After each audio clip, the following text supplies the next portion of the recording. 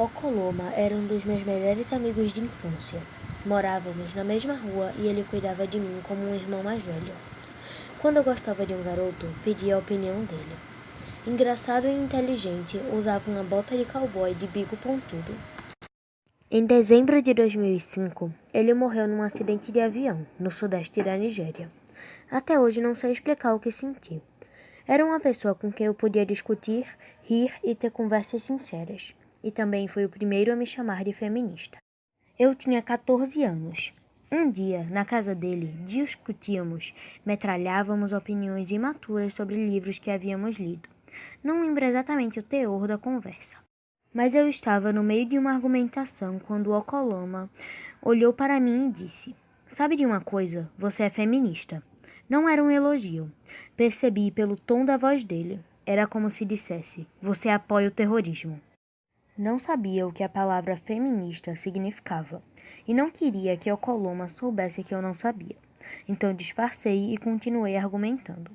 A primeira coisa que faria ao chegar em casa seria procurar a palavra no dicionário. Em 2003, escrevi um romance chamado Hibisco Roxo, sobre um homem que, entre outras coisas, batia na mulher, e sua história não acabava lá muito bem. Enquanto eu divulgava o livro na Nigéria, um jornalista, um homem bem intencionado, veio me dar um conselho. Talvez vocês saibam que nigerianos estão sempre prontos para dar conselhos que ninguém pediu. Ele comentou que as pessoas estavam dizendo que meu livro era feminista. Seu conselho, disse, balançando a cabeça com um ar consternado, era que eu nunca me intitulasse feminista, já que as feministas são mulheres infelizes que não conseguem arranjar marido. Então decidi me definir como feminista feliz.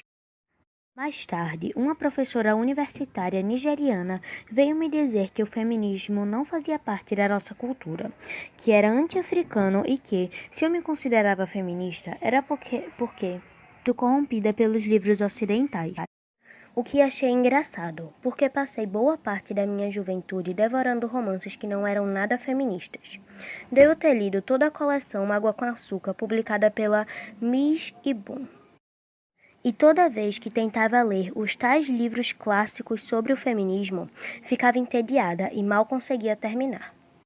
De qualquer forma, já que o feminismo era anti-africano, resolvi me considerar feminista, feliz e africana. Depois, uma grande amiga me disse que, se eu era feminista, então devia odiar os homens.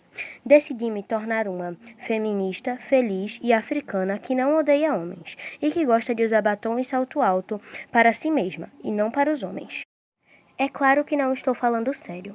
Só queria ilustrar como a palavra feminista tem um peso negativo. A feminista odeia os homens, odeia sutiã, odeia a cultura africana. Acha que as mulheres devem mandar nos homens. Ela não se pinta, não se depila, está sempre zangada. Não tem senso de humor, não usa desodorante. Quando eu estava no primário, em Nisuka, uma cidade universitária no sudeste da Nigéria, no começo do ano letivo, a professora anunciou que iria dar uma prova e quem tirasse a nota mais alta seria o monitor da classe. Ser um monitor era muito importante. Ele podia anotar diariamente o nome dos colegas baderneiros, o que por si só já era ter um poder enorme. Além disso, ele podia circular pela sala empunhando uma vara, patrulhando a turma do fundão. É claro que o monitor não podia usar a vara, mas era uma ideia empolgante para uma criança de 9 anos, como eu. Eu queria muito ser monitora da minha classe e tirei a nota mais alta. Mas, para minha surpresa, a professora disse que o monitor seria um menino. Ela havia se esquecer de esclarecer esse ponto. Achou que fosse óbvio. Um garoto tirou a segunda nota mais alta. Ele seria um monitor. O mais interessante é que o menino era uma alma bondosa e doce, que não tinha o menor interesse em vigiar a classe com uma vara, que era exatamente o que eu almejava. Mas eu era uma menina, e ele, um menino. E ele foi escolhido. Nunca me esqueci desse episódio. Se repetirmos uma coisa várias vezes, ela se torna normal. Se vemos uma coisa com frequência, ela se torna normal. Se só os meninos são escolhidos como monitores da classe, então em algum momento nós todos vamos achar, mesmo que inconscientemente, que só um menino pode ser monitor da classe.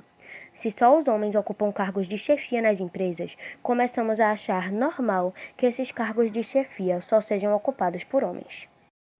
Eu tendo a cometer o erro de achar que uma coisa óbvia para mim também é óbvia para todo mundo. Um dia estava conversando com meu querido amigo Luiz, que é um homem brilhante e progressista, e ele me disse: "Não entendo quando você diz que as coisas são diferentes e mais difíceis para as mulheres. Talvez fosse verdade no passado, mas hoje não é mais. Hoje as mulheres têm tudo o que querem." Oi? Como Luiz não enxerga o que para mim era tão óbvio? Adoro voltar para minha casa na Nigéria e passo a maior parte do tempo em Lagos, uma das maiores cidades e o grande centro comercial do país. Às vezes, à noite, quando não está tão quente e o ritmo da cidade desacelera, saio com meus amigos ou a família e vamos a restaurantes e cafés. Numa dessas ocasiões, Luiz e eu saíamos com os amigos. Em Lagos, há um ritual maravilhoso. Alguns jovens costumam ficar na porta dos estabelecimentos e ajudar as pessoas a estacionar o carro. Lagos é uma metrópole com quase 20 milhões de habitantes, com mais energia do que Londres, com um espírito mais empreendedor do que Nova York. E, portanto, as pessoas estão sempre inventando maneiras de ganhar a vida. Como a maioria das grandes cidades, é difícil encontrar uma vaga para estacionar à noite. Então esses caras se viram como podem. Mesmo quando não há nenhuma vaga disponível, eles manobram o carro e, com gestos largos e teatrais, prometem tomar conta do veículo até você voltar. Impressionada com o empenho do sujeito que deslocou uma vaga para nós naquela noite, decidi lhe dar uma gorjeta. Abri a bolsa, peguei o dinheiro e lhe dei. E ele, feliz e grato, pegou o meu dinheiro, olhou para o meu amigo e disse: "Muito obrigado, senhor." Surpreso, Luiz me perguntou: "Por que ele está me agradecendo?" Não fui eu quem dei o dinheiro. Percebi então, pela expressão do meu amigo, que a ficha tinha caído. Para o Flanelinha, qualquer dinheiro que eu pudesse ter certamente provinha de Luiz, porque Luiz é homem. Homens e mulheres são diferentes. Temos hormônios em quantidades diferentes, órgãos sexuais diferentes e atributos biológicos diferentes. As mulheres podem ter filhos, os homens não. Os homens têm mais testosterona em geral e são fisicamente mais fortes do que as mulheres. Existem mais mulheres do que homens no mundo. 52% da população mundial é feminina. Mas os cargos de poder e prestígio são ocupados pelos homens. A já falecida queniana Wangari Maathai, ganhadora do Prêmio Nobel da Paz, se expressou muito bem e em poucas palavras quando disse que, quanto mais perto do topo chegamos, menos mulheres encontramos. Na última eleição dos Estados Unidos, ouvimos com frequência falar da lei Lilly Ledbetter, que visa a equiparação salarial das mulheres. Se formos além do nome bonito e iterativo, o significado é o seguinte: nos Estados Unidos da América, quando um homem e uma mulher têm o mesmo emprego, com as mesmas qualificações, se o homem ganha mais, é porque ele é homem. Então, de uma forma literal, os homens governam o mundo. Isso fazia sentido há 1000 anos. Os seres humanos viviam num mundo onde a força física era o atributo mais importante para a sobrevivência. Quanto mais forte uma pessoa, mais chances ela tinha de liderar. E os homens, de maneira geral, são fisicamente mais fortes. Hoje vivemos num mundo completamente diferente. A pessoa mais qualificada para liderar não é a pessoa fisicamente mais forte. É a mais inteligente, a mais culta, a mais criativa, a mais inovadora. E não existem hormônios para esses atributos. Tanto um homem como uma mulher podem ser inteligentes, inovadores, criativos. Nós evoluímos, mas nossas ideias de gênero ainda deixam a desejar. Não faz muito tempo, ao entrar num dos melhores hotéis da Nigéria, um segurança na porta me parou e fez umas perguntas irritantes. Nome, número do quarto da pessoa que eu visitava. Eu conhecia essa pessoa, poderia provar que era hóspede do hotel e me mostrar minha chave. Ele automaticamente supôs que uma mulher nigeriana e desacompanhada só podia ser prostituta. Uma nigeriana desacompanhada não pode ser hóspede e pagar por seu quarto. Um homem pode entrar no mesmo hotel sem ser perturbado. Parte-se da premissa de que ele está lá por uma razão legítima. Aliás, Por que esses hotéis não se preocupam mais com a procura por prostitutas? Em Lagos, não posso ir sozinha. Há muitos bares e casas respeitáveis. Mulher desacompanhada não entra. É preciso estar com um homem. Amigos meus, homens, costumam ir a baladas e acabam entrando de braço dado com mulheres desconhecidas. A uma mulher desacompanhada só resta pedir ajuda para entrar no recinto. Sempre que vou acompanhada a um restaurante nigeriano, o garçom cumprimenta o homem e me ignora. Os garçons são produto de uma sociedade onde se aprendem que os homens são mais importantes do que as mulheres. E sei que eles não fazem por mal, mas há um abismo entre entender uma coisa racionalmente e entender a mesma coisa emocionalmente. Toda vez que eles me ignoram, eu me sinto invisível, fico chateada. Quero dizer a eles que sou tão humana quanto um homem e digna de ser cumprimentada. Sei que são detalhes, mas às vezes são os detalhes que mais incomodam. Não faz muito tempo, escrevi um artigo sobre o que significa ser uma jovem mulher em Lagos. Um conhecido disse que havia muita raiva no texto, que eu não deveria ter me expressado com tanta raiva, mas eu não via razão para me desculpar. É claro que estava com raiva. A questão de gênero, como está estabelecida hoje em dia, é uma grande injustiça. Estou com raiva, devemos ter raiva. Ao longo da história, muitas mudanças positivas só aconteceram por causa da raiva. Além da raiva, também tenho esperança, porque acredito profundamente na capacidade dos seres humanos evoluírem. Percebi cautela no tom do sujeito, e sabia que seu comentário sobre minha raiva tinha a ver não só com o artigo, mas também com minha personalidade.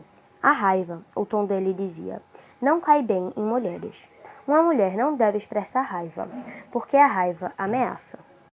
Tenho uma amiga americana que substituiu um homem num cargo de gerência. Seu predecessor era considerado um cara durão, que conseguia tudo. Era grosseiro, agressivo e rigoroso quanto à folha de ponto. Ela assumiu o cargo e se imaginava tão dura quanto o chefe anterior, mas talvez um pouco mais generosa. Ao contrário dela, ele nem sempre lembrava que as pessoas tinham família. Em poucas semanas no emprego, ela puniu um empregado por ter falsificado a folha de ponto, exatamente como seu predecessor teria feito. O empregado reclamou com um gerente sênior, dizendo que ela era agressiva e difícil. Os outros funcionários concordaram. Um deles, inclusive, disse que tinha achado que ela traria um toque feminino ao ambiente de trabalho, mas que isso não acontecera. Não ocorreu a ninguém que ela estava fazendo a mesma coisa pela qual um homem teria recebido elogios.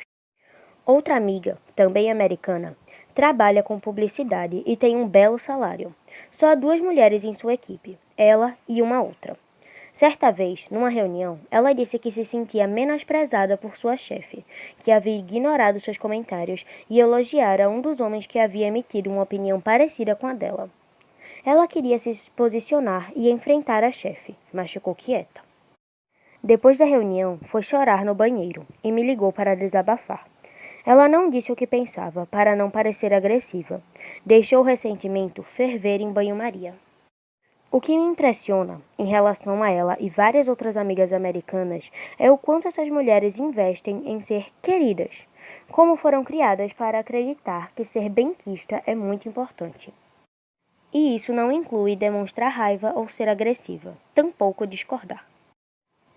Perdemos muito tempo ensinando as meninas a se preocupar com o que os meninos pensam delas, mas o oposto não acontece. Não ensinamos os meninos a se preocupar em serem benquistos. Se, por um lado, perdemos muito tempo dizendo às meninas que elas não podem sentir raiva ou ser agressivas ou duras, por outro, elogiamos ou perdoamos os meninos pelas mesmas razões. Em todos os lugares do mundo, existem milhares de artigos e livros ensinando o que as mulheres devem fazer, como devem ou não devem ser para atrair e agradar os homens. Livros sobre como os homens devem agradar as mulheres são poucos. Dou uma oficina de escrita em Lagos, e uma das jovens que participam do grupo me disse que um amigo lhe havia prevenido para não prestar atenção no meu discurso feminista, sob pena de absorver ideias que destruiriam seu casamento. Essa é uma ameaça, a destruição de casamento, a possibilidade de acabar não se casando, levantada contra as mulheres na nossa sociedade com frequência muito maior do que contra os homens. A questão de gênero é importante em qualquer canto do mundo. É importante que comecemos a planejar e sonhar um mundo diferente, um mundo mais justo. Um mundo de homens mais felizes e mulheres mais felizes, mais autênticos consigo mesmos. E é assim que devemos começar. Precisamos criar nossas filhas de uma maneira diferente. Também precisamos criar nossos filhos de uma maneira diferente. O modo como criamos nossos filhos homens é nocivo. Nossa definição de masculinidade é muito estreita. Abafamos a humanidade que existe nos meninos, enclausurando-os numa jaula pequena e resistente. Ensinamos que eles não podem ter medo, não podem ser fracos ou se mostrar vulneráveis. Precisam esconder quem realmente são, porque eles têm que ser, como se diz na Nigéria, homens duros. No ensino médio, quando um garoto e uma garota saem juntos, o único dinheiro de que dispõe é uma pequena mesada. Mesmo assim, espera-se que ele pague a conta, sempre, para provar sua masculinidade. E depois nos perguntamos por que alguns roubam dinheiro dos pais. E se tanto os meninos quanto as meninas fossem criados de modo a não vincular a masculinidade ao dinheiro? E se, em vez de o menino tem que pagar, a postura fosse quem tem mais paga? É claro que, por uma questão histórica, em geral, é o homem que tem mais dinheiro. No entanto, se começarmos a criar nossos filhos de uma outra maneira, daqui a 50, 100 anos, eles não serão pressionados a provar sua masculinidade por meio de bens materiais. Mas o pior é que, quantos pressionamos para agir como durões, nós os deixamos com um ego muito frágil. Quanto mais duro um homem acha que deve ser, mais fraco será seu ego. E criamos as meninas de uma maneira bastante perniciosa, porque as ensinamos a cuidar do ego frágil do sexo masculino. Ensinamos as meninas a se encolher, a se diminuir, dizendo-lhes: você pode ter ambição, mas não muita. Deve almejar o sucesso, mas não muito, senão você ameaça o homem. Se você é a provedora da família, finja que não é, sobretudo em público, senão estará emasculando o homem. Por que, então, não questionar essa premissa? Por que o sucesso da mulher ameaça o homem? Bastaria descartar a palavra. E não sei se existe outra palavra em inglês de que eu desgoste tanto. Emasculação. Uma vez, um nigeriano conhecido meu me perguntou se não me incomodava o fato de homens se sentirem intimidados comigo. Eu não me preocupo nem um pouco. Nunca havia me passado pela cabeça que isso fosse um problema, porque o homem que se sente intimidado por mim é exatamente o tipo de homem por quem não me interesso. Mesmo assim, fiquei surpresa. Já que pertenço ao sexo feminino, espera-se que almeje me casar. Espera-se que faça minhas escolhas, levando em conta que o casamento é a coisa mais importante do mundo. O casamento pode ser bom, uma fonte de felicidade, amor e apoio mútuo. Mas por que ensinamos as meninas a aspirar ao casamento, mas não fazemos o mesmo com os meninos? Uma nigeriana conhecida minha decidiu vender sua casa para não intimidar o homem que eventualmente quisesse se casar com ela. Conheço uma outra, também solteira, que em congressos usa uma aliança de casamento porque quer ser respeitada pelos colegas. Segundo ela, a ausência do anel a torna desprezível. E isso no ambiente moderno de trabalho. Há moças que, de tão pressionadas pela família, pelos amigos e até mesmo pelo trabalho, acabam fazendo péssimas escolhas. Em nossa sociedade, há uma mulher de certa idade que ainda não se casou, se enxerga como uma fracassada. Já o homem, se permanece solteiro, é porque não teve tempo de fazer sua escolha. Falar é fácil, eu sei, mas as mulheres só precisam aprender a dizer não a tudo isso. A realidade, porém, é mais difícil, mais complexa. Somos seres sociais, afinal das contas, e internalizamos as ideias através da socialização. Até mesmo a linguagem que empregamos dentro do casamento é reveladora. Frequentemente, é uma linguagem de posse, não de parceria. Pensamos na palavra respeito como um sentimento que a mulher deve ao homem. mas raramente o inverso. Tanto o homem quanto a mulher dizem: eu fiz isso porque queria paz no meu casamento.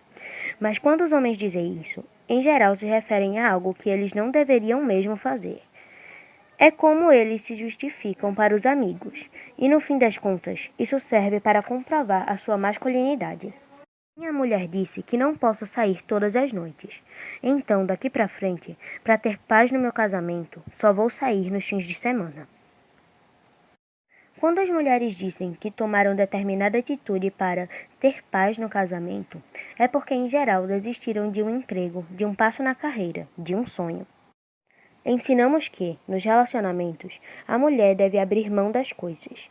Criamos nossas filhas para enxergar as outras mulheres como rivais, não em questões de emprego ou realizações, o que, na minha opinião, poderia até ser bom, mas como rivais da atenção masculina. Ensinamos às meninas que elas não podem agir como seres sexuais, do modo como agem os meninos. Se temos filhos homens, não nos importamos em saber sobre suas namoradas. Mas e os namorados das nossas filhas? Deus me livre, mas obviamente esperamos que elas tragam para casa o homem perfeito para casar, na hora certa. Nós policiamos nossas meninas. Elogiamos a virgindade delas, mas não a dos meninos. E me pergunto como isso pode funcionar, já que a perda de virgindade é um processo que normalmente envolve duas pessoas. Recentemente, uma moça foi estuprada por um grupo de homens, na Nigéria, e a reação de vários jovens, de ambos os sexos, foi algo do gênero: sim, estuprar é errado, mas o que ela estava fazendo no quarto com 4 homens? Bem, se possível, tentemos esquecer a crueldade desse raciocínio. Os nigerianos foram criados para achar que as mulheres são inerentemente culpadas. E elas cresceram esperando tão pouco dos homens que a ideia de vê-los como criaturas selvagens, sem autocontrole, é de forma aceitável. Ensinamos as meninas a sentir vergonha. Fecha as pernas, olha o decote. Nós as fazemos sentir vergonha da condição feminina. Elas já nasceram culpadas. Elas crescem e se transformam em mulheres que não podem externar seus desejos. Elas se calam, não podem dizer o que realmente pensam, fazem do fingimento uma arte. Conheço uma mulher que odiava tarefas domésticas, mas fingia que não, já que fora ensinada a ser caseira, como uma boa esposa tem que ser. Finalmente ela se casou, e a família do marido começou a reclamar quando seu comportamento mudou. Ora, na verdade, ela não mudou. Ela apenas se cansou de fingir ser o que não era. O problema da questão de gênero é que ela prescreve como devemos ser em vez de reconhecer como somos. Seríamos bem mais felizes, mais livres para sermos quem realmente somos, se não tivéssemos o peso das expectativas do gênero. Meninos e meninas são inegavelmente diferentes em termos biológicos, mas a socialização exagera essas diferenças, e isso implica uma autorrealização de cada um. O ato de cozinhar, por exemplo. Ainda hoje, as mulheres tendem a fazer mais tarefas de casa do que os homens. Elas cozinham e limpam a casa. Mas por que é assim? Será que elas nascem com um gene a mais para cozinhar? Ou será que, ao longo do tempo, elas foram condicionadas a entender que seu papel é cozinhar? Cheguei a pensar que talvez as mulheres de fato houvessem nascido com tal gênio. Mas aí lembrei que os cozinheiros mais famosos do mundo, que recebem o título pomposo de chefe, são, em sua maioria, homens. Costumava observar minha avó, uma mulher brilhante, e ficava imaginando o que ela poderia ter sido se durante a juventude tivesse tido as mesmas oportunidades que os homens. Hoje, diferente do que acontecia na sua época, há mais oportunidade para as mulheres. Houve mudanças nas políticas e na lei, que foram muito importantes. Mas o que realmente conta é a nossa postura, a nossa mentalidade. E se criássemos nossas crianças ressaltando seus talentos e não seu gênero? E se focássemos em seus interesses, sem considerar gênero? Conheço uma família que tem um filho e uma filha, com 1 ano de diferença, ambos alunos brilhantes.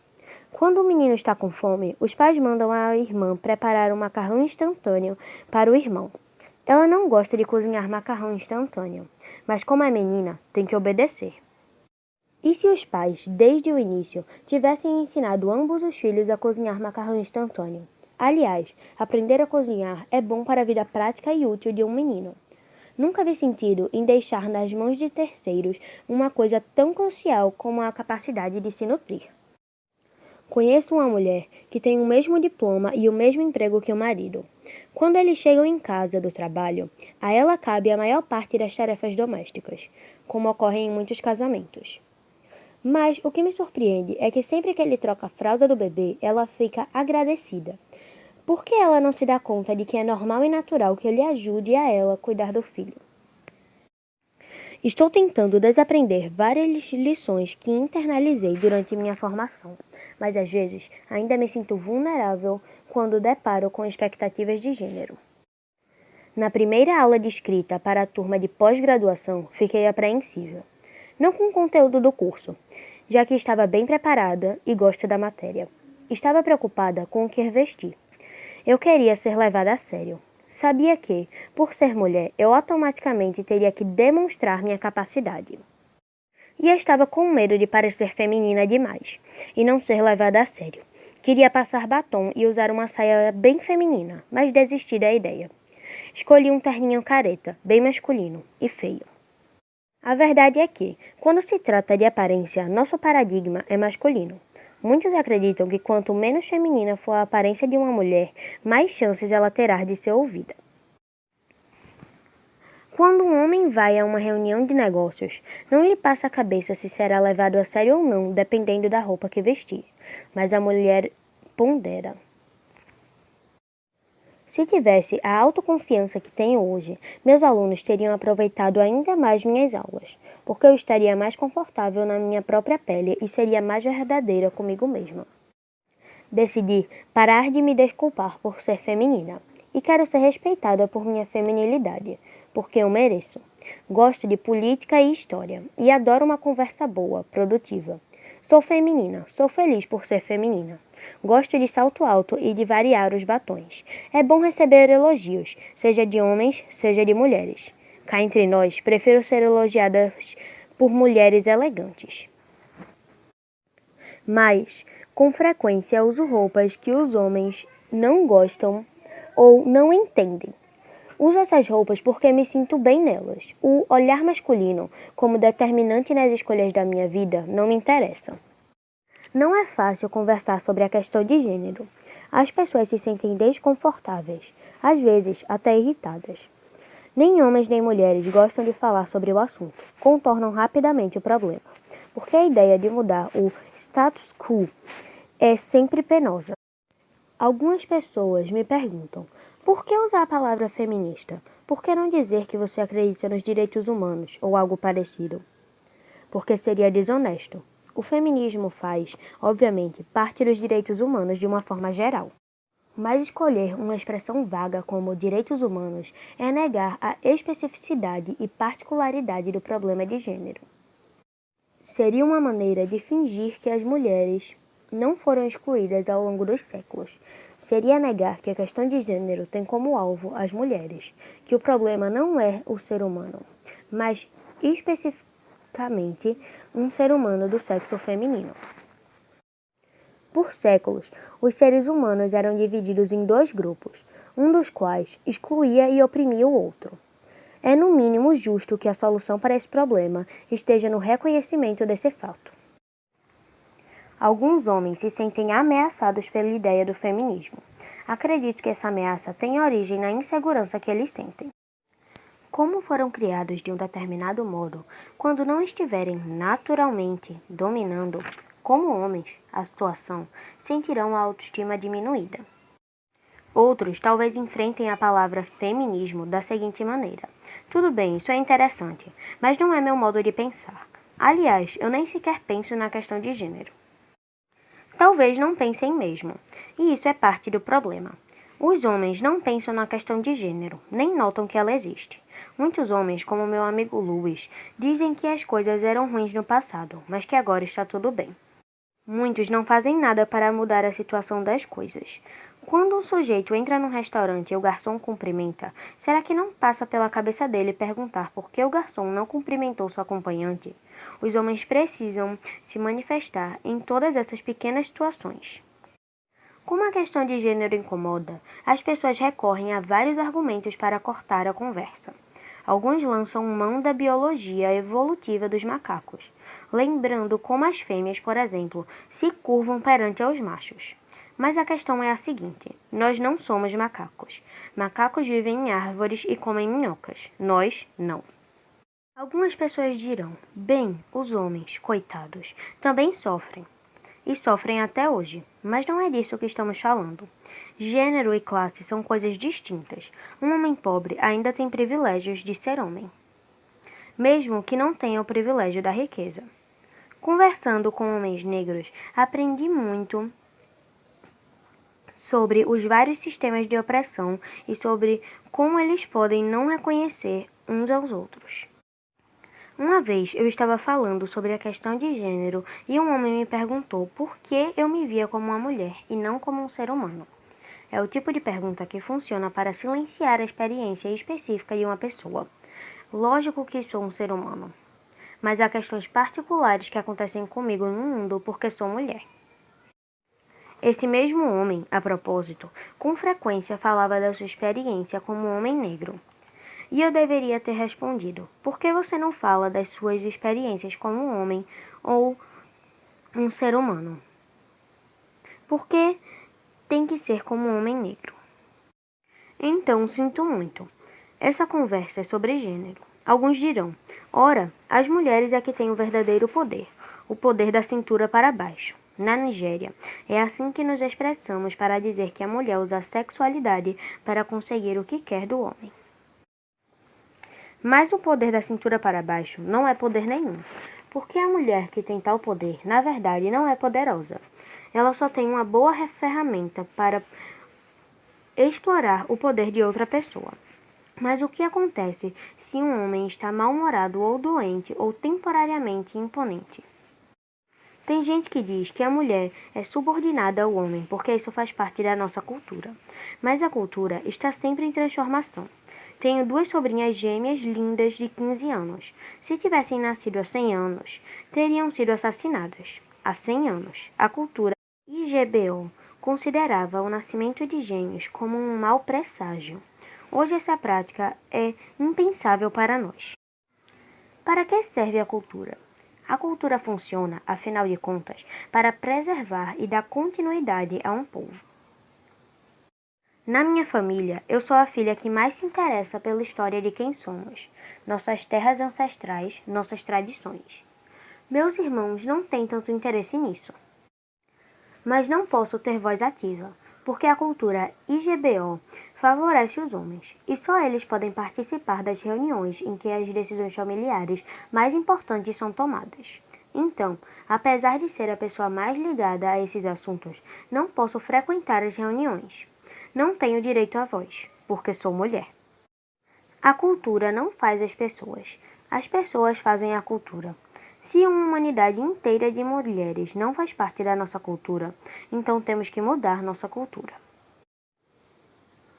Penso com frequência no meu amigo Okoloma. Espero que ele e os outros que morreram na queda do avião descansem em paz. Ele sempre será lembrado por aqueles que o amavam. Ele tinha razão, anos atrás, ao me chamar de feminista. Eu sou feminista. Naquele dia, quando cheguei em casa e procurei a palavra no dicionário, foi este o significado que encontrei. Feminista, uma pessoa que acredita na igualdade social, política e econômica entre os sexos. Minha bisavó, pelas histórias que ouvi, era feminista. Ela fugiu da casa do sujeito com quem não queria se casar e se casou com o homem que escolheu. Ela resistiu, protestou, falou alto, quando se viu privada de espaço e acesso por ser do sexo feminino. Ela não conhecia a palavra feminista, mas nem por isso ela não era uma. Mais mulheres deveriam reivindicar essa palavra. O melhor exemplo de feminista que conheço é meu irmão Kenny, que também é um jovem legal, bonito e muito másculo. A meu ver, feminista é o homem ou a mulher que diz: sim, existe um problema de gênero, ainda hoje, e temos que resolvê-lo. Temos que melhorar. Todos nós, mulheres e homens, temos que melhorar.